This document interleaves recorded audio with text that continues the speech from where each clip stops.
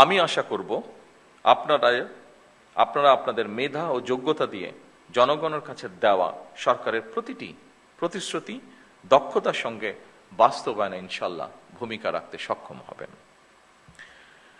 সম্মানিত বিভাগীয় কমিশনার এবং জনপ্রশাসনের কর্মকর্তাবৃন্দ, আপনারা রাষ্ট্র পরিচালনায় সর্বোচ্চ প্রশাসনিক স্তরে অবস্থান করছেন। একটি শক্তিশালী, জবাবদিহিমূলক, আইনসম্মত এবং জনবান্ধব রাষ্ট্র ব্যবস্থা গড়ে তোলার ক্ষেত্রে আপনারাই হচ্ছেন কিন্তু সরকারের অন্যতম প্রধান চালিকা শক্তি। সুশাসন বর্তমান সরকারের রাষ্ট্র পরিচালনার মূল ভিত্তি আমরা করতে চাইছি। সুশাসনের জন্য প্রয়োজন দক্ষ ব্যবস্থাপনা, যোগ্য নেতৃত্ব এবং অবশ্যই জবাবদিহিতা। দুর্নীতির বিরুদ্ধে সরকারের অবস্থান পরিষ্কার, সেটি হচ্ছে আমরা কম্প্রোমাইজ করতে চাই না দুর্নীতির সাথে। নির্ধারিত সময়ের মধ্যে প্রকল্পের বাস্তবায়ন করা অত্যন্ত জরুরি।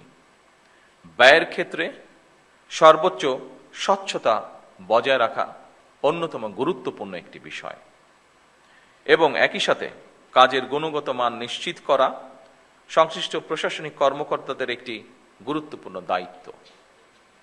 একই সঙ্গে সম্মানিত সকল উপস্থিতিবৃন্দ, সম্মানিত জেলা প্রশাসকবৃন্দ, একই সঙ্গে প্রয়োজনের অতিরিক্ত আইন কানুন ও জটিলতাকে অজুহাত হিসাবে আমরা ব্যবহার না করি, বরং বাস্তবসম্মত, কার্যকর ও জনস্বার্থ সংশ্লিষ্ট সিদ্ধান্ত গ্রহণের মানসিকতা আমরা প্রশাসনের সকল পর্যায়ে গড়ে তোলার চেষ্টা করি, যাতে করে জনগণ সময় মতন সরকারের প্রতিটি কর্মসূচির প্রত্যাশিত যে সুফল সেটি লাভ করতে পারে। আমরা চাই সততা, মেধা এবং দক্ষতাই হবে জনপ্রশাসনের নিয়োগ, বদলি কিংবা প্রমোশনের মূল নীতি। স্বচ্ছতা এবং দ্রুততার সাথে শূন্য পদে জনবল নিয়োগ, শক্তিশালী পাবলিক সার্ভিস কমিশন গঠন, বেসরকারি সার্ভিস রুল প্রণয়ন সহ সর্বত্র প্রশাসনিক কাঠামোর কার্যকারিতা ও জবাবদিহিতা নিশ্চিত করতে সরকার কিন্তু দৃঢ় প্রতিজ্ঞ। সম্মানিত জেলা প্রশাসকবৃন্দ, সম্মানিত সকল উপস্থিতিবৃন্দ, কমিশনারবৃন্দ, বিশ্ব এখন আর্টিফিশিয়াল ইন্টেলিজেন্সের যুগে প্রবেশ করেছে। এ ব্যাপারে আমরা সবাই ওয়াকিফাল। সুতরাং বৈশ্বিক প্রতিযোগিতায় যদি টিকে থাকতে হয়, তাহলে অবশ্যই জনপ্রশাসনের কর্মকর্তাদেরকেও কিন্তু সময়ের সঙ্গে মোকাবেলায় নিজেদেরকে প্রস্তুত রাখতে হবে।